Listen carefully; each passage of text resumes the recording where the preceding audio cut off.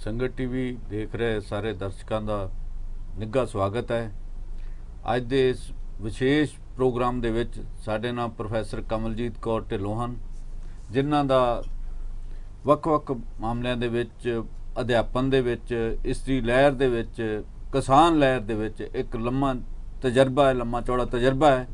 इस तो इलावा ਜਦੋਂ जम्मू कश्मीर ਦੇ ਵਿੱਚ धारा 370 ਅਤੇ 35 ਇਹ ਤੋੜੀ ਗਈ ਸੀ ਤਾਂ ਉਸ ਸਮੇਂ ਇੱਕ ਵਫਦ ਔਰਤਾਂ ਦਾ ਇੱਕ ਵਫਦ ਉੱਥੇ ਗਿਆ ਸੀਗਾ। 5 ਮੈਂਬਰੀ ਵਫਦ ਭਾਰਤ ਚੋਂ ਗਿਆ ਸੀਗਾ, 5 ਔਰਤਾਂ ਉਹਦੇ 'ਚ ਗਈਆਂ ਸੀਗੀਆਂ ਤੇ ਉਸ ਵਫਦ ਦੇ ਵਿੱਚ ਕਮਲਜੀਤ ਢਿੱਲੋਂ ਵੀ ਉਹਦੀ ਮੈਂਬਰ ਸਨ ਤੇ ਉਹਨਾਂ ਨੇ ਇੱਕ ਰਿਪੋਰਟ ਉਸ ਸਮੇਂ ਦਿੱਤੀ ਸੀਗੀ। ਉਸ ਰਿਪੋਰਟ ਦੀ ਕਾਫੀ ਚਰਚਾ ਹੋਈ ਸੀ ਵੀ ਧਾਰਾ 370 ਤੋੜਨ ਤੋਂ ਬਾਅਦ ਜੰਮੂ ਕਸ਼ਮੀਰ ਦੀ ਕਿਸ ਕਿਸਮ ਦੀ ਹਾਲਤ ਹੈ। ਉਸ ਰਿਪੋਰਟ ਨੂੰ ਉਹਦੇ ਦਿੱਲੀ ਦੇ ਵਿੱਚ ਉਹ ਰਿਪੋਰਟ रिलीज़ की गई सी, बाद चंडीगढ़ दे विच भी रिलीज़ की गई सी। पर दर्शकों मैं एक गल होर दसना चाहना कि पिछले दिनी जिहड़ी है दिल्ली दे विच किसान संसद होई सीगी, उस दे एक सैशन दे विच उन्हां नूं डिप्टी स्पीकर बनाया गया सी। वो संयुक्त किसान मोर्चे नाल पिछले काफ़ी अरसे तो जुड़े हुए है ते बकायदा हुण भी एक महीना जिहड़ा वो लगभग उत्थे रह के आए है। सिंघू बॉर्डर दे उपर, टिकरी बॉर्डर दे उपर रहे है। एक उत्ते एक औरत जिहड़ी है जिहड़ी पश्चिमी बंगाल तो आई सी, जिहड़ी लड़की की मौत हो गई सी, उस बारे भी एक कमेटी बनी सी, उहदे भी वो मैंबर रहे है।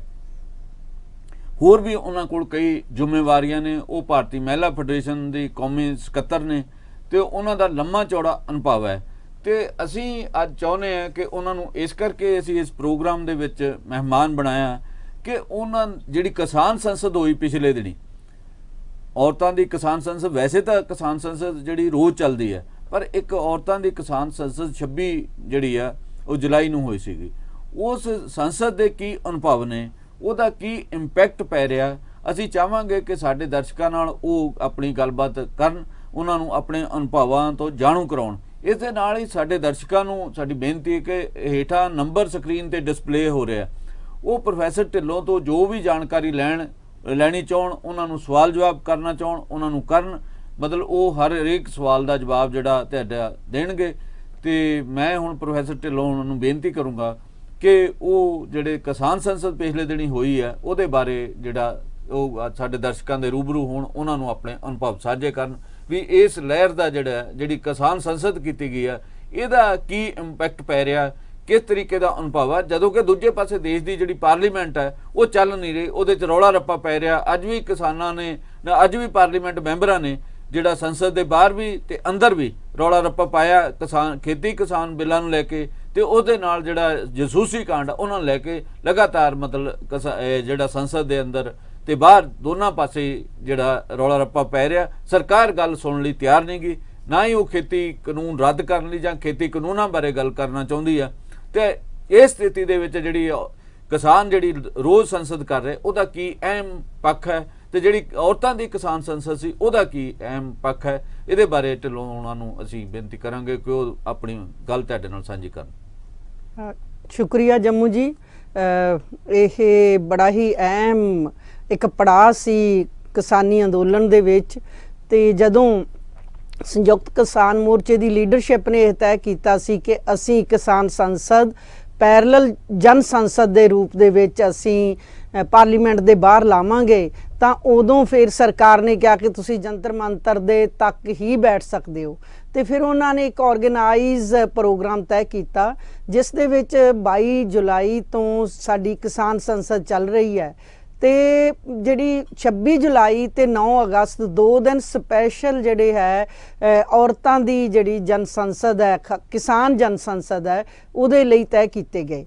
भावें कि 26 जुलाई तक और 22 जुलाई तो हर रोज़ थोड़े गिणती दे विच औरतां जा रहीआं किसान जन संसद दे विच, पर जिहड़ा 26 जुलाई दा दिन सी ओह भारत दे इतिहास विच ते ओह ना केवल किसान अंदोलन के इतिहास दे विच जिहड़ा कि असी 8 महीने तो उत्थे बॉर्डर ते बैठे हुए हाँ दिल्ली दे, यह विश्व के इतिहास दे विच भी एक ਇੱਕ ਔਰਤਾਂ ਦੀ ਜਿਹੜੀ ਸਸ਼ਕਤੀਕਰਨ ਹੈ, ਉਹਨਾਂ ਦੀ ਭਾਗੀਦਾਰੀ ਹੈ ਔਰ ਉਹਨਾਂ ਦੀ ਕਿਸਾਨੀ ਦੇ ਤੌਰ ਤੇ ਸ਼ਮੂਲੀਅਤ ਹੈ ਔਰ ਕਿਸਾਨ ਹੋਣ ਦਾ ਜਿਹੜਾ ਉਹਨਾਂ ਦਾ ਇੱਕ ਐਗਜ਼ਿਸਟੈਂਸ ਹੈ, ਜਿਵੇਂ ਔਰਤ ਨੂੰ ਵੀ ਕਿਸਾਨ ਮੰਨਿਆ ਜਾਵੇ ਤੇ ਮੰਨਿਆ ਗਿਆ ਉਸ ਦਿਨ, ਤੇ ਇਹ ਚੀਜ਼ਾਂ ਬੜੀਆਂ ਅਹਿਮ ਨੇ। ਤੇ ਉਸ ਦਿਨ ਜਿਹੜਾ ਵਿਸ਼ੇਸ਼ ਸੱਤਰ ਸੀ ਉਹ ਸੀ ਅਸੈਂਸ਼ੀਅਲ ਕਮੋਡਿਟੀ ਐਕਟ ਦੇ ਉੱਤੇ, ਜਿਹੜੀ ਜ਼ਰੂਰੀ ਵਸਤਾਂ ਦਾ ਕਾਨੂੰਨ ਜਿਹੜਾ ਹੈ ਉਹਨਾਂ ਨੇ ਪਾਸ ਕੀਤਾ ਭਾਰਤ ਸਰਕਾਰ ਨੇ 2019 ਦੇ ਵਿੱਚ, 2020 ਦੇ ਵਿੱਚ ਲਾਗੂ ਕੀਤਾ ਗਿਆ। 2020 ਦੇ ਆਪਣਾ ਜਿਹੜਾ ਜੂਨ ਮਹੀਨਾ ਸੀ ਉਦੋਂ ਆਰਡੀਨੈਂਸ ਲੈ ਕੇ ਆਏ ਤੇ 25 ਸਤੰਬਰ ਨੂੰ ਉਹਨਾਂ ਨੇ 2020 ਨੂੰ ਪਾਸ ਕਰ ਦਿੱਤਾ ਗਿਆ। ਪਰ ਮੈਂ ਇੱਕ ਗੱਲ ਇੱਥੇ ਦਰਜ ਕਰਨਾ ਚਾਹੁੰਦੀ ਹਾਂ ਕਿ ਕਿਸਾਨ ਜਥੇਬੰਦੀਆਂ ਦਾ ਜਿਹੜਾ ਏਕਾ ਸੀ ਉਹ ਕੋਈ ਇੱਕ ਇਲਾਹੀ ਘਟਨਾ ਨਹੀਂ ਸੀ ਜਾਂ ਉਹ ਰੱਬੀ ਕੋਈ ਵਾਪਰਿਆ ਵਰਤਾਰਾ ਨਹੀਂ ਸੀ। ਉਹ 2019 ਤੋਂ ਲੈ ਕੇ ਜਿਹੜੀਆਂ ਕਿਸਾਨ ਜਥੇਬੰਦੀਆਂ ਨੇ, ਜਿਹੜੀਆਂ ਆਪਣੇ ਛੋਟੇ ਛੋਟੇ ਗਰੁੱਪਾਂ ਦੇ ਵਿੱਚ ਵੀ ਵੰਡੀਆਂ ਹੋਈਆਂ ਨੇ, ਇਹ ਇੱਕ ਮੰਦਭਾਗੀ ਘਟਨਾ ਹੈ। ਪਰ ਕਿਸਾਨ ਅੰਦੋਲਨ ਨੇ ਉਹਨਾਂ ਨੂੰ ਇੱਕ ਪਲੇਟਫਾਰਮ ਤੇ ਇਕੱਠਾ ਕੀਤਾ ਤੇ ਉਹ 1 ਸਾਲ ਤੋਂ ਇਸ ਦੀ ਵਿਉਂਤਬੰਦੀ ਕਰ ਰਹੇ ਸਨ ਕਿ ਇਹ ਕਾਨੂੰਨ ਆਉਣ ਵਾਲੇ ਨੇ ਤੇ ਇਹਨਾਂ ਕਾਨੂੰਨਾਂ ਦਾ ਅਸੀਂ ਕਿਸ ਤਰ੍ਹਾਂ ਇਕੱਠੇ ਹੋ ਕੇ ਸਾਹਮਣਾ ਕਰਨਾ ਹੈ। ਤੇ ਅੰਤ ਜਿਹੜਾ ਹੈ ਉਹ 26 ਸਤੰਬਰ ਨੂੰ ਉਹ ਸਾਰੀਆਂ ਕਿਸਾਨ ਜਥੇਬੰਦੀਆਂ ਇਕੱਠੀਆਂ ਹੋਈਆਂ, ਉਹਨਾਂ ਨੇ ਵਿਉਂਤਕਾਰੀ ਕੀਤੀ ਤੇ ਉਹਨਾਂ ਨੇ ਇਹਨਾਂ 3 ਜਿਹੜੇ ਖੇਤੀ ਕਾਨੂੰਨ ਹੈ ਉਹਨਾਂ ਦਾ ਵਿਰੋਧ ਕਰਨ ਦੇ ਲਈ ਜਨ ਅੰਦੋਲਨ ਦੇ ਰੂਪ ਵਿੱਚ ਇਹ ਜਿਹੜਾ ਹੈ ਕਿਸਾਨ ਅੰਦੋਲਨ ਜਿਹੜਾ ਹੈ ਤਬਦੀਲ ਹੋਇਆ। ਸੋ ਜਿਹੜਾ ਉਸ ਦਿਨ ਦਾ ਸੀ, ਮੈਨੂੰ ਇਹ ਬੜਾ ਹੀ ਮਾਣ ਮਹਿਸੂਸ ਹੋ ਰਿਹਾ ਹੈ ਕਿ ਮੈਂ ਉਸ ਕਿਸਾਨੀ ਅੰਦੋਲਨ ਦੀ ਜਨ ਸੰਸਦ, ਜਿਹੜੀ ਔਰਤ ਜਨ ਸੰਸਦ ਸੀ, ਉਹਦਾ ਹਿੱਸਾ ਬਣੀ ਤੇ ਮੈਨੂੰ ਜਿਹੜਾ ਹੈ ਢਿੱਲੋਂ ਜੀ ਇਹਦਾ ਮਾਣ ਜਿਹੜਾ ਨਾ, ਇਹ ਤਾਂ ਪੂਰੀ ਪੰਜਾਬ ਜਿਹੜੀ ਉਹਨੂੰ ਹੈ, ਜਿਹੜੀ ਔਰਤਾਂ ਦੀ ਲਹਿਰ ਆ ਉਹਨੂੰ ਵੀ ਇਸ ਗੱਲ ਦਾ ਮਾਣ ਹੈ ਕਿ ਪੰਜਾਬ ਜਿਹੜਾ ਲੀਡ ਕਰ ਰਿਹਾ ਇਸ ਮੂਵਮੈਂਟ ਨੂੰ, ਉਹਦੇ ਵਿੱਚੋਂ ਪੰਜਾਬ ਦੀ ਕੋਈ ਔਰਤ ਜਾਵੇ ਉੱਥੇ ਤੇ ਉਹਨੂੰ ਡਿਪਟੀ ਸਪੀਕਰ ਬਣਾਇਆ ਜਾਵੇ। ਇਹ ਪੰਜਾਬ ਦੇ ਤੇ ਪੰਜਾਬ ਦੀ ਜਿਹੜੀ ਇਸਤਰੀ ਲਹਿਰ ਹੈ ਉਹਦੇ ਲਈ ਮਾਣ ਵਾਲੀ ਗੱਲ ਹੈ। ਤੇ ਤੁਸੀਂ ਉਸ ਦਿਨ ਦਾ ਕੀ ਅਨੁਭਵ ਹੈ? 3 ਸੈਸ਼ਨ ਸੀਗੇ ਉਸ ਦਿਨ ਦੇ, ਇੱਕ ਪਹਿਲਾ ਸੀ, ਦੂਜਾ ਮੇਰੇ ਖਿਆਲ ਤੁਸੀਂ ਤੀਜੇ ਸੈਸ਼ਨ ਦੇ ਵਿੱਚ ਡਿਪਟੀ ਸਪੀਕਰ ਸੀ। ਕੀ ਖਾਸ ਅਨੁਭਵ ਕੀ ਰਿਹਾ? ਵੈਸੇ ਤਾਂ ਜਿਹੜੀ ਇਸ ਅੰਦੋਲਨ ਦੇ ਵਿੱਚ ਔਰਤਾਂ ਦੀ ਜਿਹੜੀ ਸ਼ਮੂਲੀਅਤ ਹੈ ਉਹ ਲਗਾਤਾਰ ਹੈਗੇ ਤੇ ਉਹਦੇ ਕਰਕੇ ਇਹ ਅੰਦੋਲਨ ਜਿਹੜਾ ਕਾਫੀ ਸਫਲ ਜਿਹੜਾ ਹੋ ਰਿਹਾ, ਤੇ ਉਸ ਦਿਨ ਦਾ ਕੀ ਅਨੁਭਵ ਹੈ ਤੁਹਾਡਾ? ਪਹਿਲੀ ਗੱਲ ਤੇ ਇਹ ਹੈ ਕਿ ਜਦੋਂ ਅਸੀਂ ਉੱਥੋਂ ਆਪਣੇ ਕਾਫਲਿਆਂ ਦੇ ਰੂਪ ਵਿੱਚ ਇੱਕ ਥਾਂ ਤੇ ਇਕੱਠੇ ਹੋਏ ਸਵੇਰ ਸਵੇਰ ਕੋਈ 8 ਵਜੇ ਦੇ ਕਰੀਬ, ਉਸ ਤੋਂ ਪਹਿਲਾਂ ਪੂਰੇ ਤਰੀਕੇ ਦੇ ਨਾਲ ਸਭ ਦੇ ਕਾਰਡ ਬਣੇ, ਸਾਰਾ ਕੁਝ, ਕਿਉਂਕਿ ਇਸ ਦੇ ਪਿੱਛੇ ਵੀ ਇੱਕ ਜਿਹੜਾ ਸਾਡਾ ਜਿਹੜਾ ਭੂਤਕਾਲ ਦੇ ਵਿੱਚ ਇੱਕ ਘਟਨਾ ਵਾਪਰੀ ਜਿਸ ਨੇ ਕਿਸਾਨੀ ਅੰਦੋਲਨ ਨੂੰ ਢਾਹ ਲਾਈ, ਚਾਹੇ ਉਹ ਸੋਚੀ ਸਮਝੀ ਜਿਹੜਾ ਵਰਤਾਰਾ ਸੀ ਜਾਂ ਉਹ ਅਚਾਨਚੱਕ ਵਾਪਰਿਆ ਵਰਤਾਰਾ ਸੀ। 26 ਜਨਵਰੀ 2021 ਦਾ ਵਰਤਾਰਾ। ਤੇ ਉਸ ਤੋਂ ਬਾਅਦ ਕਿਸਾਨ ਅੰਦੋਲਨ ਦੇ ਜਿਹੜੀ ਲੀਡਰਸ਼ਿਪ ਹੈ ਉਹ ਵੀ ਇਹ ਚਾਹੁੰਦੀ ਹੈ ਕਿ ਅਸੀਂ ਇਸ ਨੂੰ ਜਿਹੜੀਆਂ ਜਮਹੂਰੀ ਕਦਰਾਂ ਕੀਮਤਾਂ ਰਾਹੀਂ ਸ਼ਾਂਤਮਈ ਅੰਦੋਲਨ ਦੇ ਨਾਲ ਆਪਣਾ ਜਿਹੜਾ ਸਾਡਾ ਸਵੈ ਪ੍ਰਗਟਾਵੇ ਦੀ ਵਿਰੋਧ ਕਰਨ ਦੀ ਆਜ਼ਾਦੀ ਜਿਹੜੀ ਹੈ ਸਾਡੀ, ਉਹਨੂੰ ਅਸੀਂ ਬਰਕਰਾਰ ਰੱਖੀਏ। ਤੇ ਉਹਦੇ ਵਿੱਚ ਫਿਰ ਜਿਹੜੀਆਂ, ਕਿਉਂਕਿ 40 ਜਥੇਬੰਦੀਆਂ ਨੇ ਹਰਿਆਣਾ, ਪੰਜਾਬ ਤੇ ਹਿੰਦੁਸਤਾਨ ਚੋਂ ਤਾਂ 500 ਦੇ ਕਰੀਬ ਜਥੇਬੰਦੀਆਂ ਜੁੜੀਆਂ ਹੋਈਆਂ ਨੇ, ਤਾਂ 100 ਔਰਤਾਂ ਜਿਹੜੀਆਂ ਨੇ ਉਹ ਪੰਜਾਬ ਨੂੰ ਲੀਡ ਕਰ ਰਹੀਆਂ ਸਨ ਤੇ 50 ਔਰਤਾਂ ਹਰਿਆਣਾ ਚੋਂ ਸਨ ਤੇ 50 ਔਰਤਾਂ ਸਾਡੇ ਨਾਰਥ ਇੰਡੀਆ ਚੋਂ ਸਨ। ਟੋਟਲ ਨਾਰਥ ਇੰਡੀਆ ਦੇ ਵਿੱਚੋਂ ਜ਼ਿਆਦਾ ਔਰਤਾਂ ਦੀ ਭਾਗੀਦਾਰੀ ਸੀ। ਸੋ ਇਸ ਕਰਕੇ ਇਹਦੇ ਵਿੱਚ 40 ਜਥੇਬੰਦੀਆਂ ਦੇ ਵਿੱਚੋਂ 3-3 ਔਰਤਾਂ ਜਿਹੜੀਆਂ ਉੱਥੇ ਉਹ ਪ੍ਰਤੀਨਿਧਤਾ ਕਰ ਰਹੀਆਂ ਸਨ। ਤੇ ਉਹਨਾਂ ਸਾਰੀਆਂ ਜਿਹੜੀਆਂ ਸਾਡੀਆਂ ਪੰਜਾਬ ਦੀਆਂ ਔਰਤਾਂ ਚੋਂ ਮੈਨੂੰ ਜਿਹੜਾ ਹੈ ਡਿਪਟੀ ਸਪੀਕਰ ਦੇ ਤੌਰ ਤੇ ਜ਼ਿੰਮੇਵਾਰੀ ਨਿਭਾਉਣ ਦਾ ਮੌਕਾ ਮਿਲਿਆ। ਸੋ ਇੱਕ ਤੇ ਗੱਲ ਇਹ ਆ ਕਿ ਉਦੋਂ ਕਾਫਲਿਆਂ ਦੇ ਰੂਪ ਵਿੱਚ ਜਦੋਂ ਉੱਥੇ ਔਰਤਾਂ ਇਕੱਠੀਆਂ ਹੋ ਰਹੀਆਂ ਸੀ, ਉਹ ਇੱਕ ਬਹੁਤ ਹੀ ਰੈਵੋਲੂਸ਼ਨਰੀ, ਇੱਕ ਬਹੁਤ ਹੀ ਉਤਸ਼ਾਹਿਤ ਕਰਨ ਵਾਲਾ ਇੱਕ ਮੰਜ਼ਰ ਸੀ ਜਿਸ ਦੇ ਵਿੱਚ ਸਾਰੀ ਕਿਸਾਨ ਲੀਡਰਸ਼ਿਪ ਔਰਤਾਂ ਨੂੰ ਜਿਹੜਾ ਹੈ ਜਿਹੜੀ ਔਰਤ ਜਨ ਸੰਸਦ ਲਈ ਵਿਦਾ ਕਰਨ ਲਈ ਆਈ। ਈਵਨ ਕਿ ਜਿਹੜਾ ਬਲਵੀਰ ਸਿੰਘ ਰਾਜੇਵਾਲ ਤੇ ਡਾਕਟਰ ਦਰਸ਼ਨਪਾਲ ਤੇ ਹੋਰ ਬਹੁਤ ਸਾਰੇ ਲੀਡਰ ਜਿਹੜੇ ਸਨ, ਜਿਵੇਂ ਬਲਦੇਵ ਸਿੰਘ ਤੇ ਹੋਰ ਬਹੁਤ ਸਾਰੇ ਜਿਹੜੇ ਕਿਸਾਨ ਲੀਡਰ ਜਿਹੜੇ 40 ਜਥੇਬੰਦੀਆਂ ਦੀ ਇੱਕ ਕੋਆਰਡੀਨੇਸ਼ਨ ਕਮੇਟੀ ਦੇ ਨੇ, ਲਗਭਗ ਸਾਰੇ ਹੀ ਸਨ, ਰੁਲਦੂ ਸਿੰਘ, ਹੋਰ ਸਾਰੀਆਂ ਜਥੇਬੰਦੀਆਂ ਦੀ ਲੀਡਰਸ਼ਿਪ। ਤੇ ਉਸ ਤੋਂ ਬਾਅਦ ਸਾਨੂੰ ਜਿਹੜਾ ਹੈ ਆਪਣਾ ਬਿਠਾਇਆ ਗਿਆ ਬੱਸਾਂ ਦੇ ਵਿੱਚ। ਪਰ ਉਸ ਤੋਂ ਬਾਅਦ ਦਾ ਮੰਜ਼ਰ ਜਿਹੜਾ ਹੈ ਉਹ ਇਹ ਨਹੀਂ ਸੀ ਲੱਗਦਾ ਕਿ ਅਸੀਂ ਇੱਕ ਜਿਹੜਾ ਹੈ ਲੋਕਤੰਤਰੀ ਪ੍ਰਬੰਧ ਵਾਲੇ ਦੇਸ਼ 'ਚ ਰਹਿ ਰਹੇ ਹਾਂ। ਕੀ ਦਿੱਕਤਾਂ ਆਈਆਂ ਜਿਹਦੇ ਤੋਂ ਤੁਹਾਨੂੰ ਲੱਗਾ ਵੀ ਲੋਕਤੰਤਰੀ ਪ੍ਰਬੰਧ 'ਚ ਨਹੀਂ ਰਹਿ ਰਹੇ? ਕਿਉਂਕਿ ਉਹਦੇ ਵਿੱਚ ਇਹ ਹੋਇਆ ਕਿ ਸਾਨੂੰ ਪਹਿਲਾਂ ਇੱਕ ਉੱਥੇ 200 ਔਰਤਾਂ ਲਈ 30,000 ਤੋਂ ਵੱਧ, ਵੈਸੇ ਕੋਈ ਗਿਣਤੀ 50,000 ਕਹਿ ਰਿਹਾ, ਪਰ ਘੱਟੋ ਘੱਟ 30,000 ਜਿਹੜੇ ਪੁਲਿਸ ਵਾਲੇ ਜਿਹੜਾ ਡਿਪਲਾਈ ਕੀਤੇ ਗਏ ਸਨ। ਪਹਿਲਾਂ ਇੱਕ ਥਾਂ ਤੇ ਜਿਹੜੀ ਹੈ ਉਹਨਾਂ ਨੇ ਸਾਡੀ ਸਾਰੀ ਸਕਰੀਨਿੰਗ ਕੀਤੀ, ਫਿਰ ਦੂਸਰੇ ਥਾਂ ਤੇ ਕੀਤੀ, ਫਿਰ ਸਾਰੀ ਸਕੈਨਿੰਗ ਕੀਤੀਆਂ।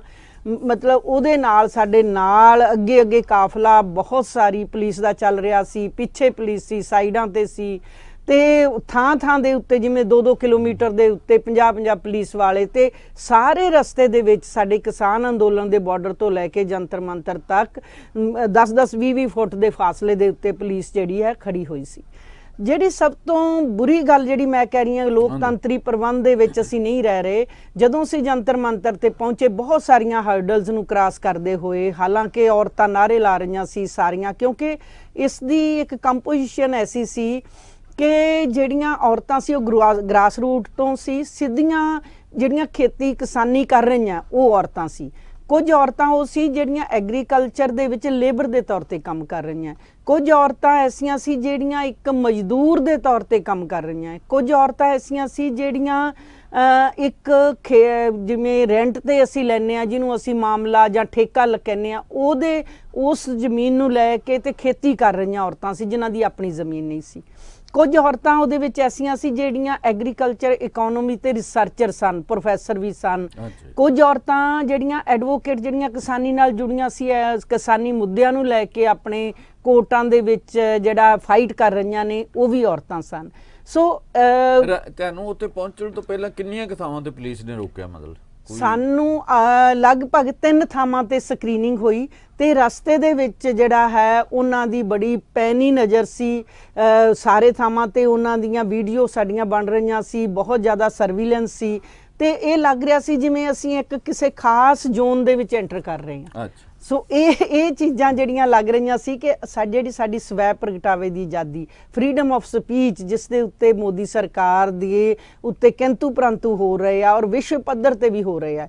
ਜਿਹੜਾ ਹੈ ਵਿਸ਼ਵ ਪੱਧਰ ਤੇ ਵੀ ਕਿਹਾ ਜਾ ਰਿਹਾ ਹੈ ਕਿ ਸਾਡੀ ਜਿਹੜਾ ਡੀਸੈਂਟ ਹੈ, ਜਿਹੜਾ ਵਿਰੋਧ ਦੀ ਆਵਾਜ਼ ਹੈ, ਉਹਨੂੰ ਤੁਸੀਂ ਜਿਹੜਾ ਹੈ UPA ਲਗਾ ਕੇ ਤੁਸੀਂ ਬੰਦ ਨਹੀਂ ਕਰ ਸਕਦੇ। ਜਿਹੜਾ ਆਤੰਕਵਾਦੀ, ਟੈਰਰਿਸਟ ਜਿਹੜੀਆਂ ਉਹ ਗਤੀਵਿਧੀਆਂ ਕਰਨ ਵਾਲਿਆਂ, ਸਾਡੀਆਂ ਕਈ ਅਦਾਲਤਾਂ ਜਿਹੜੀਆਂ ਕਈ ਵਾਰੀ ਇੰਟਰਵੈਨ ਕਰ ਚੁੱਕੀਆਂ, ਜਿਹੜੀਆਂ ਹਾਈ ਕੋਰਟ ਆ, ਦਿੱਲੀ ਹਾਈ ਕੋਰਟ, ਉਹਨੇ ਵੀ ਕਿਹਾ ਤੇ ਸੁਪਰੀਮ ਕੋਰਟ ਨੇ ਲਾਸਟਲੀ ਕਿਹਾ ਵੀ ਤੁਸੀਂ ਜਿਹੜਾ UAPA ਤੇ ਉਹ ਤੋਂ ਸੈਡੀਸ਼ਨ ਜਿਹੜੀ ਲਾਗੂ ਕਰਦੇ ਆ ਗਲਤ ਹੈ। ਦੋ ਗੱਲਾਂ ਦੇ ਵਿੱਚ ਫਰਕ ਕਰਨਾ ਚਾਹੀਦਾ ਵੀ ਅੱਤਵਾਦ ਦੇ ਮਾਮਲੇ ਕੀ ਨੇ ਤੇ ਵਿਰੋਧ ਦੇ ਮਾਮਲੇ ਕੀ ਨੇ। ਪ੍ਰੋਟੈਸਟ ਕਰਨ ਦਾ ਸਾਨੂੰ ਸਾਡੇ ਦੇਸ਼ ਦੇ ਲੋਕਾਂ ਨੂੰ ਸੰਵਿਧਾਨਕ ਹੱਕ ਹੈ, ਉਹਨਾਂ ਨੂੰ ਆਪਣੀ ਆਵਾਜ਼ ਬੁਲੰਦ ਕਰਨ ਦਾ ਹੱਕ ਹੈ, ਤੇ ਉਹ ਜਿਹੜੀ ਆਵਾਜ਼ ਆ ਉਹ ਦਬਾਈ ਨਹੀਂ ਜਾਣੀ ਚਾਹੀਦੀ। ਪਰ ਇਸ ਦੇ ਬਾਵਜੂਦ ਆਵਾਜ਼ ਜਿਹੜੀ ਉਹ ਸਾਡੇ ਦੇਸ਼ ਦੇ ਵਿੱਚ ਦਬਾਈ ਜਾ ਰਹੀ ਹੈ। ਸਾਡੇ ਕੋਲ ਨੇੜੇ ਸਿਰਸੇ ਦੀ ਇੱਕ ਐਗਜ਼ਾਮਪਲ ਹੈ, ਸਿਰਸਾ ਜਿਹੜਾ ਹਰਿਆਣੇ ਦਾ ਜ਼ਿਲ੍ਹਾ ਹੈ, ਉਹਦੇ ਵਿੱਚ ਇਹ ਫੈਸਲਾ ਆਉਣ ਤੋਂ ਬਾਅਦ, ਸੁਪਰੀਮ ਕੋਰਟ ਦੀਆਂ ਟਿੱਪਣੀਆਂ ਆਉਣ ਤੋਂ ਬਾਅਦ, ਫਿਰ ਵੀ ਉੱਥੇ 100 ਕਿਸਾਨਾਂ ਦੇ ਉੱਪਰ ਦੇਸ਼ ਧਰੋਹ ਦਾ ਕੇਸ ਦਰਜ ਕਰ ਦਿੱਤਾ ਗਿਆ। ਇੰਨੀ ਕਿ ਸਾਡੀਆਂ ਜਿਹੜੀਆਂ ਚੁਣੀਆਂ ਹੋਈਆਂ ਸਰਕਾਰਾਂ ਉਹ ਰਿਸਪੈਕਟ ਕਰਦੀਆਂ ਵੀ ਜਿਹੜੀ ਸਾਡੀ ਉੱਚ ਅਦਾਲਤ ਹੈ ਉਹਦੀ ਇੰਨਾ ਕਾਦਰ ਮਾਣ ਕਰਦੀਆਂ। ਹਾਂ ਬਿਲਕੁਲ, ਜਿਸ ਤਰ੍ਹਾਂ ਇਹਦੇ ਨਾਲ ਹੀ ਜੁੜੀ ਹੋਈ ਘਟਨਾ ਹੈ ਕਿ ਜਿੱਥੇ ਜੰਤਰ ਮੰਤਰ ਦੇ ਬਾਹਰ, ਕਾਫੀ ਦੂਰ ਬਾਹਰ, ਜਿਹੜੀਆਂ ਦਿੱਲੀ ਦੀਆਂ ਔਰ ਹੋਰ ਜਿਹੜੀਆਂ ਜਿਸ ਤਰ੍ਹਾਂ NFIW, AIWD, ਐਡਵਾ, ਐਪਵਾ ਤੇ ਪ੍ਰਗਤੀਸ਼ੀਲ ਵੂਮਨ ਫੈਡਰੇਸ਼ਨ ਦੀਆਂ ਕੁਝ ਜਿਹੜੀਆਂ 20-25 ਔਰਤਾਂ ਫੁੱਲ ਲੈ ਕੇ, ਬੈਨਰ ਲੈ ਕੇ ਵੈਲਕਮ ਕਰਨ ਦੇ ਲਈ ਜਨ ਸੰਸਦ ਦਾ ਖੜੀਆਂ ਹੋਈਆਂ ਸੀ।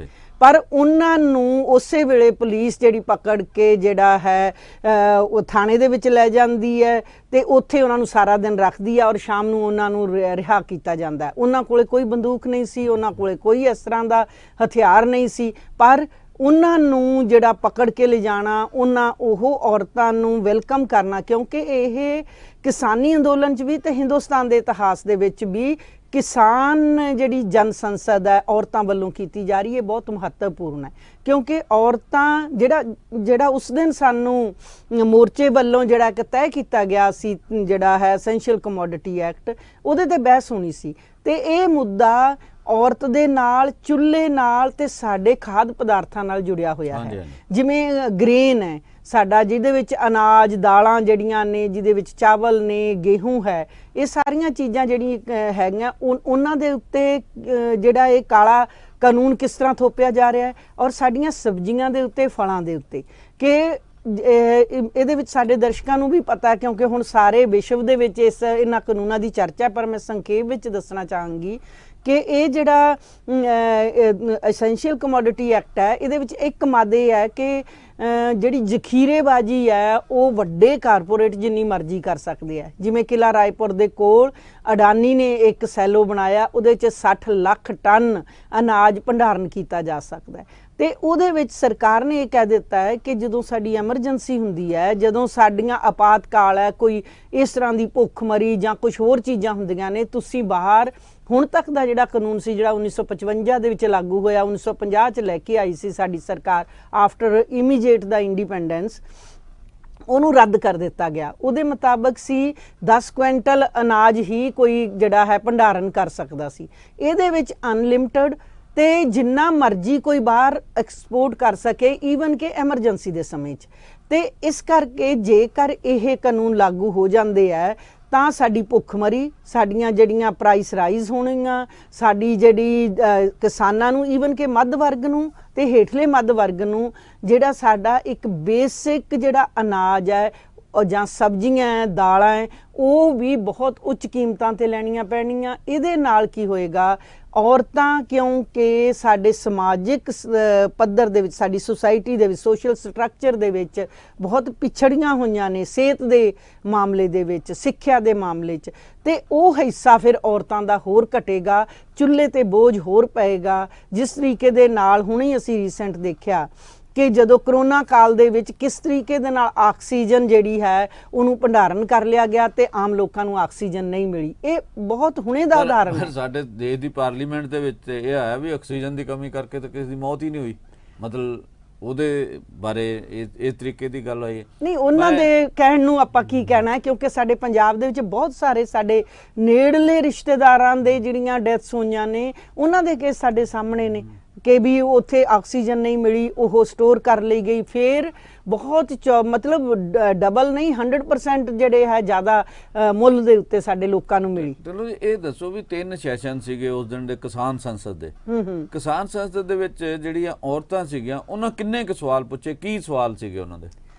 ਇਹ ਵੀ ਬੜੀ ਰੌਚਕ ਗੱਲ ਹੈ ਕਿ ਅਸੀਂ ਕਹਿੰਦੇ ਕਿ ਔਰਤਾਂ ਨੂੰ ਬੋਲਣਾ ਨਹੀਂ ਚਾਹੀਦਾ, ਔਰਤਾਂ ਤੇ ਨਹੀਂ ਕਿਉਂ ਨਹੀਂ ਬੋਲਣਾ ਚਾਹੀਦਾ? ਨਹੀਂ, ਇਹ ਆਮ ਹੀ ਕਹਿੰਦੇ ਨੇ। ਜਿਹੜੀ ਬੀਜੇਪੀ ਗਵਰਨਮੈਂਟ ਹੈ ਉਹ ਇਹ ਸਮਝਦੀ ਆ, ਮਨੂਵਾਦੀ ਸੋਚ ਦੀ ਸਰਕਾਰ, ਉਹ ਕਹਿੰਦੀ ਔਰਤਾਂ ਨੂੰ ਤਾਂ ਘਰਾਂ ਦੇ ਅੰਦਰ ਰਹਿਣਾ ਚਾਹੀਦਾ, ਉਹਨਾਂ ਨੂੰ ਤਾਂ ਸਿਰਫ ਕਿਚਨ ਤੱਕ ਮਹਿਬੂਦ ਰਹਿਣਾ ਚਾਹੀਦਾ। ਜਿਵੇਂ ਕਿ ਪਿੱਛੇ ਜੇ ਦਸੰਬਰ ਦੇ ਜਦੋਂ ਅੱਤ ਦੀ ਸਰਦੀ 'ਚ ਔਰਤਾਂ ਬੈਠੀਆਂ ਸੀ, ਸੁਪਰੀਮ ਕੋਰਟ ਦੇ ਇੱਕ ਜੱਜ ਨੇ ਕਿਹਾ ਕਿ ਬਜ਼ੁਰਗਾਂ ਤੇ ਔਰਤਾਂ ਨੂੰ ਘਰਾਂ 'ਚ ਵਾਪਸ ਭੇਜ ਦਿਓ। ਤੇ ਮਤਲਬ ਇਹਦੇ 'ਚ ਜਿਹੜੀਆਂ ਖਾਸ ਕਰਕੇ ਜਿਹੜੀਆਂ ਪੰਜਾਬ ਦੀਆਂ ਔਰਤਾਂ ਸੀ ਜਾਂ ਹਰਿਆਣੇ ਦੀਆਂ ਔਰਤਾਂ ਸੀ ਜਿਹੜੀਆਂ, ਕਿਉਂਕਿ ਇੱਕ ਗੱਲ ਤੇ ਇਹ ਬਹੁਤ ਜਿਹੜੀ ਸਪਸ਼ਟ ਹੈ ਕਿ ਸਾਡੇ ਉਹਨਾਂ ਬਾਰਡਰਸ ਦੇ ਉੱਤੇ ਪੰਜਾਬ ਤੋਂ, ਹਰਿਆਣਾ ਤੋਂ, ਯੂਪੀ ਤੋਂ, ਉੱਤਰਾਖੰਡ ਤੋਂ ਵੱਡੀ ਗਿਣਤੀ 'ਚ ਔਰਤਾਂ ਮਰਦ ਬੈਠੇ ਹੋਏ ਆ। ਤੁਹਾਨੂੰ ਪਤਾ ਵੀ ਜਿਹੜੀਆਂ ਔਰਤਾਂ ਉਹ ਸਭ ਤੋਂ ਤਿੱਖਾ ਨਾਰਾ ਜਿਹੜਾ ਨਾ ਟਿਕਰੀ ਬਾਰਡਰ, ਸਿੰਘੂ ਬਾਰਡਰ ਤੇ ਜਾਂ ਗਾਜੀਪੁਰ ਤੇ ਲਾਉਂਦੀਆਂ, ਮਤਲਬ ਉਹ ਨਾਰਾ ਹੈ ਵੀ ਡਰਦੀ ਨਹੀਂ ਮੋਦੀ ਤੇਰੀ ਕੁਰਕੀ ਤੋਂ, ਖਿੱਚ ਲਵਾਂਗੇ ਕੁਰਸੀ ਤੋਂ। ਇਹ ਔਰਤਾਂ ਦਾ ਨਾਰਾ ਤੇ ਮਤਲਬ ਇਹਨੂੰ ਵੱਡੇ ਪੱਧਰ ਤੇ ਪ੍ਰਚਾਰਿਤ ਕਰਦੀਆਂ। ਬਿਲਕੁਲ, ਬਹੁਤ ਸਾਰੇ ਹੋਰ ਨਾਰੇ ਜਿਹੜੇ ਸਾਡੇ ਪੇਂਡੂ ਮਾਨਸਿਕਤਾ ਦੇ ਨਾਲ ਜੁੜੇ ਹੋਏ ਨੇ ਉਹ ਵੀ ਜਿਹੜੇ ਹੈ ਉਹਨਾਂ ਨੇ ਲਾਏ। ਤੇ ਉਸ ਦਿਨ ਜਿਹੜੀ ਗੱਲ ਕਰ ਰਹੀ ਸੀ ਕਿ ਔਰਤਾਂ ਨੇ ਉਸ ਦਿਨ ਇਹ ਦੱਸ ਦਿੱਤਾ ਕਿ ਜਿਹੜੀਆਂ ਔਰਤਾਂ ਗੱਲ ਕਰ ਸਕਦੀਆਂ, 200 ਔਰਤਾਂ ਜਿਹੜੀਆਂ ਉੱਥੇ ਗਈਆਂ, ਉਹਨਾਂ 'ਚੋਂ 110 ਔਰਤਾਂ ਨੇ ਮਤੇ ਦੇ ਉੱਤੇ ਬਹਿਸ ਵਿੱਚ ਹਿੱਸਾ ਲਿਆ ਤੇ ਜਿਹੜਾ ਕੁਐਸਚਨ ਆਰ ਹੁੰਦਾ ਸਾਡਾ ਤੇ 0R ਦੇ ਵਿੱਚ ਕੁਐਸਚਨ ਸਵਾਲ ਪੁੱਛੇ।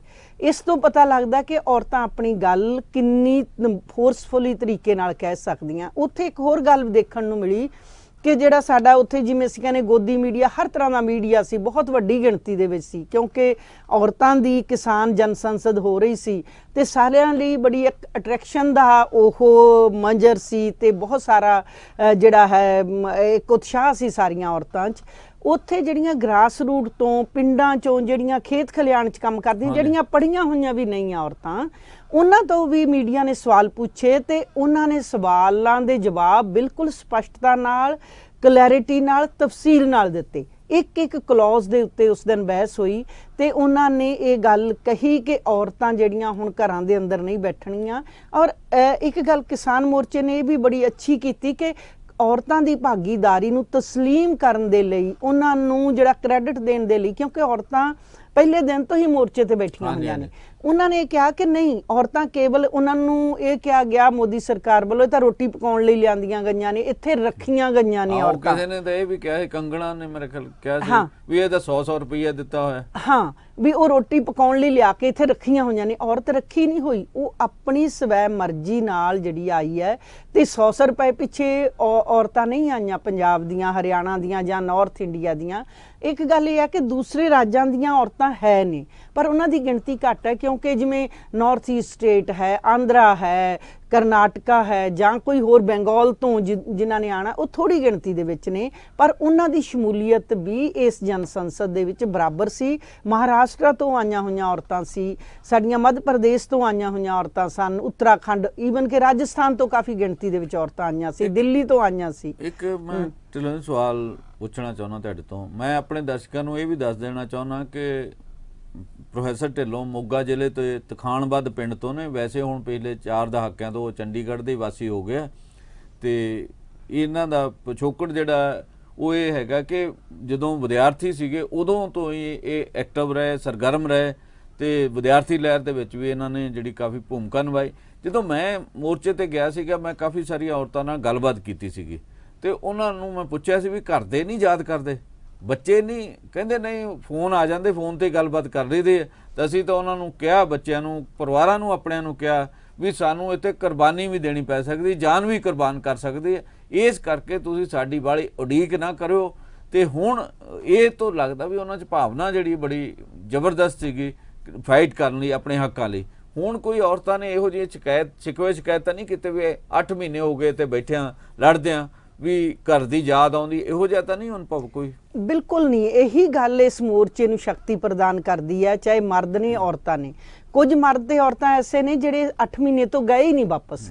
ਦੂਸਰੀ ਗੱਲ, ਜੰਮੂ ਜੀ, ਸਾਨੂੰ ਇਹ ਗੱਲ ਕੰਸੀਡਰ ਕਰਨ ਦੇ ਵਿੱਚ ਇੱਕ ਮਾਣ ਵੀ ਮਹਿਸੂਸ ਹੁੰਦਾ ਤੇ ਸਾਨੂੰ ਇਹਦੇ ਵਿੱਚ ਕੋਈ ਸ਼ੱਕ ਵੀ ਨਹੀਂ ਹੈ ਕਿ ਜਿਹੜੀਆਂ ਪੰਜਾਬ ਤੋਂ ਮਰਦ ਔਰਤਾਂ ਆਏ ਨੇ, ਉਹ ਅਧਿਆਤਮਿਕ ਤੌਰ ਤੇ, ਆਤਮਿਕ ਤੌਰ ਤੇ ਆਪਣੇ ਗੁਰੂਆਂ ਤੋਂ, ਗੁਰੂ ਨਾਨਕ ਦੇਵ ਜੀ ਤੋਂ ਲੈ ਕੇ ਗੁਰੂ ਗੋਬਿੰਦ ਸਿੰਘ ਤੱਕ ਉਹ ਤੋਂ ਸ਼ਕਤੀ ਲੈ ਰਹੇ ਨੇ। ਜਿਵੇਂ ਔਰਤਾਂ ਦੇ ਆਈਕਨ ਉੱਥੇ ਬਾਰ-ਬਾਰ ਜਿਹੜੀਆਂ ਗੱਲ ਹੋ ਰਹੀ ਸੀ, ਮਾਤਾ ਗੁਜਰੀ ਜੀ ਦੀ, ਮਾਤਾ ਭਾਗੋ ਜੀ ਦੀ, ਗਦਰੀ ਗੁਲਾਬ ਕੌਰ ਦੀ ਤੇ ਹੋਰ ਸਾਡੀਆਂ ਵੀਰਾਂਗਣਾ ਦੀ। ਤੇ ਦੂਸਰੇ ਪਾਸੇ ਜਦੋਂ ਉਹ ਗੱਲ ਕਰ ਰਹੇ ਆ ਕਿ ਕਿਉਂਕਿ ਗੁਰੂ ਸਾਹਿਬਾਨ ਦਾ ਸਿੱਖ ਫਿਲਾਸਫੀ ਜਿਹੜੀ ਰੰਗ, ਨਸਲ, ਜਾਤ ਪਾਤ ਤੋਂ ਉੱਪਰ ਉੱਠ ਕੇ ਜਿਹੜੀ ਹੈ, ਉਹ ਜਿਹੜਾ ਇੱਕ ਹੋਕਾ ਦਿੰਦੀ ਹੈ ਮਨ ਹਾਲੀ ਕਰਸਾਨੀ ਕਰਨੀ। ਗੁਰੂ ਨਾਨਕ ਦੇਵ ਜੀ ਨੇ ਖੁਦ ਆਖਰੀ ਸਮੇਂ ਦੇ ਵਿੱਚ ਕਰਸਾਨੀ ਕੀਤੀ। ਤੇ ਇਸੇ ਤਰ੍ਹਾਂ ਹੀ ਜਿਹੜਾ ਉਹ ਸਰਬ ਸਾਂਝੀਵਾਲਤਾ ਦਾ ਸੁਨੇਹਾ ਹੈ, ਉਹ ਸਾਡੀ ਜਿਹੜੀ ਇੱਕ ਸੱਭਿਆਚਾਰਕ ਤੇ ਸਾਡੀ ਸੋਸ਼ਲ ਜਿਹੜੀ ਇੱਕ ਜਿਹੜਾ ਸੈਟਅਪ ਹੈ, ਜਿਹੜਾ ਇੱਕ ਅਸੀਂ ਪੰਜਾਬ ਦਾ ਸੱਭਿਆਚਾਰਕ ਤੇ ਸਮਾਜਿਕ ਸਤਰ ਹੈ, ਤੇ ਉਹਦੇ 'ਚ ਜਿਹੜਾ ਧਾਰਮਿਕਤਾ ਹੈ ਉਹ ਫੰਡਾਮੈਂਟਲਿਸਟ ਨਹੀਂ ਹੈ, ਉਹ ਇੱਕ ਸਰਬ ਸਾਂਝੀਵਾਲਤਾ ਦੀ ਗੱਲ ਹੈ। ਤੇ ਉਹਦੇ ਤੋਂ ਉਹ ਵੀ ਆਪਣਾ ਸੰਦੇਸ਼ ਲੈਂਦੇ ਨੇ। ਤੇ ਨਾਲ ਦੀ ਨਾਲ ਜਿਹੜੇ ਸਾਡੇ ਮਰਜੀਵੜੇ ਨੇ, ਕਰਤਾਰ ਸਿੰਘ ਸਰਾਭਾ, ਗਦਰੀ ਬਾਬੇ, ਭਗਤ ਸਿੰਘ, ਰਾਜਗੁਰੂ ਸੁਖਦੇਵ, ਸ਼ਹੀਦ ਊਧਮ ਸਿੰਘ, ਇਹ ਸਾਰੇ ਉਹਨਾਂ ਦੇ ਆਈਕਨ ਨੇ। ਤੇ ਉਹ ਜਿਹੜੇ ਸਾਡੇ, ਜਿਵੇਂ ਕਿ ਆਪਣੇ ਸਾਰਿਆਂ ਨੂੰ ਪਤਾ ਹੈ ਕਿ ਆਜ਼ਾਦੀ ਦੀ ਲੜਾਈ ਦੇ ਵਿੱਚ ਸਭ ਤੋਂ ਵੱਧ ਜਿਹੜੀਆਂ ਕੁਰਬਾਨੀਆਂ ਜਾਂ ਪੰਜਾਬ ਨੇ ਦਿੱਤੀਆਂ ਜਾਂ ਬੰਗਾਲ ਨੇ ਦਿੱਤੀਆਂ। ਮੈਨੂੰ ਇਹ ਲੱਗਦਾ ਵੀ ਮੋਰਚੇ ਨੇ, ਸੰਯੁਕਤ ਕਿਸਾਨ ਮੋਰਚੇ ਨੇ ਇੱਕ ਬਹੁਤ ਹੀ ਵੱਖਰੀ ਕਿਸਮ ਦਾ ਢੰਗ ਤਰੀਕਾ ਅਪਣਾਇਆ। ਜਿਵੇਂ ਕੱਲ ਨੂੰ ਸ਼ਹੀਦ ਊਧਮ ਸਿੰਘ ਦਾ ਜਿਹੜਾ ਸ਼ਹੀਦੀ ਦਿਹਾੜਾ, ਮਤਲਬ ਜਿੰਨੇ ਸ਼ਹੀਦ ਸਾਡੇ ਦੇਸ਼ ਦੇ ਹੋਏ, ਜਿਹੜਾ ਪੰਜਾਬ ਦੇ ਆ, ਹਰਿਆਣੇ ਦੇ ਆ, ਕਿਸੇ ਦੇ ਵੀ, ਉਹ ਹਰੇਕ ਦਾ ਸ਼ਹੀਦੀ ਦਿਵਸ ਮਤਲਬ ਉਹ ਮਨਾਉਂਦੇ ਆ। ਉਹ ਤੋਂ ਪਹਿਲਾਂ ਗੁਰੂਆਂ ਦੇ ਜਿਹੜੇ ਗੁਰਪੁਰਬ ਆਏ ਉਹ ਵੀ ਮਨਾਏ, ਜਿਹੜੇ ਸ਼ਹੀਦੀ ਦੇ ਦਿਵਸ ਆਏ ਉਹ ਵੀ ਮਨਾਏ। ਮੇਰਾ ਖਿਆਲ ਜਿੰਨਾ ਸਾਡੇ ਵਿਰਸੇ ਨੂੰ ਜਿਹੜੀ ਕਿਸਾਨ ਮੂਵਮੈਂਟ ਹੈ ਇਹਨੇ ਅੱਗੇ ਤੋਰਿਆ, ਇਹਦੀ ਜਿਹੜੀ ਵਿਰਾਸਤ ਆ ਉਹਨੂੰ ਜਿੰਨਾ ਅਮੀਰ ਇਸ ਕਿਸਾਨ ਅੰਦੋਲਨ ਨੇ ਕੀਤਾ, ਮੈਨੂੰ ਲੱਗਦਾ ਨਹੀਂਗਾ ਕਿ ਕਿਸੇ ਹੋਰ ਅੰਦੋਲਨ ਨੇ ਇੰਨਾ ਅਮੀਰ ਕੀਤਾ ਹੋਵੇ। ਬਿਲਕੁਲ, ਜਿਸ ਤਰ੍ਹਾਂ ਸਾਡੇ ਸਰ ਛੋਟੂ ਰਾਮ ਸੀ, ਉਹਨਾਂ ਦੀ ਵਰਸੀ ਮਨਾਈ ਗਈ ਕਿਉਂਕਿ ਉਹ ਕਿਸਾਨੀ ਜਿਹੜੇ ਬਿੱਲ ਸੀ ਬਿਫੋਰ 47 ਉਹਨਾਂ ਦੇ ਲਈ ਉਹਨਾਂ ਨੇ ਕਿਸ ਤਰ੍ਹਾਂ ਫਾਈਟ ਕੀਤਾ। ਫਿਰ ਉਸ ਤੋਂ ਬਾਅਦ ਸੁਭਾਸ਼ ਚੰਦਰ ਬੋਸ, ਭਗਤ ਸਿੰਘ, ਰਾਜਗੁਰੂ, ਸੁਖਦੇਵ, ਇਹ ਸਾਰੇ ਸਾਡੇ ਜਿਹੜੇ ਆਈਕਨ ਸਨ। ਈਵਨ ਕਿ ਪਿੱਛੇ ਜੇ ਸਾਡੇ ਜਿਹੜੇ ਹੈ ਚੰਦਰ ਸ਼ੇਖਰ ਆਜ਼ਾਦ, ਇਸੇ ਤਰ੍ਹਾਂ ਸਾਰੀਆਂ ਜਿਹੜੀਆਂ ਉਹਨਾਂ ਦੀਆਂ ਜਿਹੜੀ ਜਨਮ ਦਿਨ ਤੇ ਸ਼ਹੀਦੀ ਦਿਨ ਮਨਾਏ ਗਏ। ਤੇ ਜਿਹੜਾ ਇਸ ਔਰਤ ਜਨ ਸੰਸਦ ਦਾ ਇੱਕ ਹੋਰ ਬੜਾ ਰੌਚਕ ਪਹਿਲੂ ਇਹ ਸੀ। ਢਿੱਲੋਂ ਜੀ ਇੱਥੇ ਹੀ ਸਾਡਾ ਨਾ ਇੱਕ ਬ੍ਰੇਕ ਦਾ ਸਮਾਂ ਹੋ ਗਿਆ, ਅਸੀਂ ਛੋਟੀ ਜਿਹੀ ਬ੍ਰੇਕ ਲੈਂਦੇ ਹਾਂ, ਬ੍ਰੇਕ ਤੋਂ ਬਾਅਦ ਫਿਰ ਮਿਲਦੇ ਹਾਂ, ਫਿਰ ਤੁਹਾਡੇ ਕੋਲੋਂ ਇਹਦੇ ਬਾਰੇ ਹੋਰ ਜਿਹੜਾ ਕਿਸਾਨ ਸੰਸਦ ਬਾਰੇ ਹੋਰ ਜਾਣਾਂਗੇ।